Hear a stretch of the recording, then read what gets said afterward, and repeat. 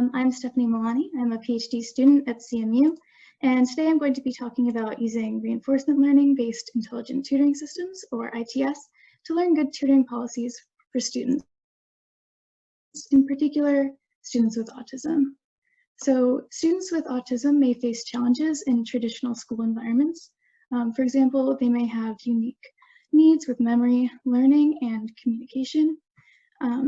So in addition to creating more inclusive classrooms, we can use tools such as ITS to enhance the quality of these students' education. However, we must carefully consider the design of these tools. In particular, we want to ensure that these tools are also inclusive, and in our case, we want to make sure they are useful for students with autism. In summary, the goal of this project is to learn effective, customized tutoring policies for students with autism, and to develop a student model that incorporates important student-specific properties. So first, we'll talk about kind of the general approach that we took. So we assume that we have a population of students, and we assign students to one of two groups, one for training the ITS, which is an RL algorithm trained using standard RL techniques, and one for testing the ITS. So here's our general approach for training the ITS. So for each student in the training population, we proceed as follows. The student takes the exam. The student then learns from questions posed by the ITS. The student retakes the exam, and the ITS evaluates its policy quality using the difference in performance. For testing the ITS, we use a similar pipeline, except we are strictly evaluating the policy performance on the test set of students. So unfortunately, we were unable to acquire real student data, so we developed a student model.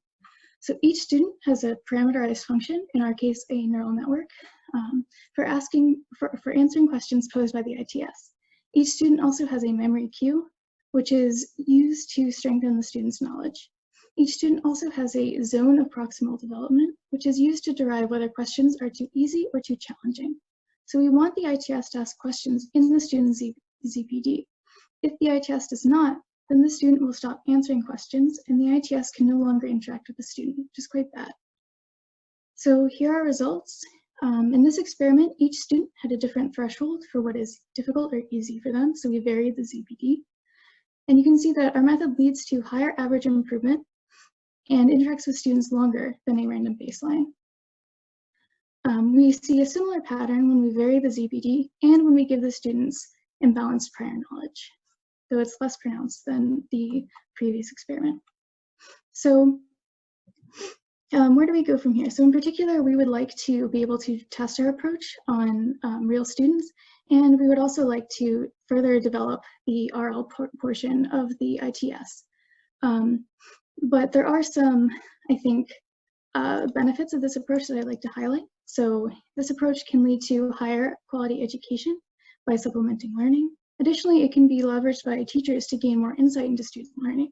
For example, they can see what types of questions particular students have more difficulty with and then adapt their own teaching policy accordingly.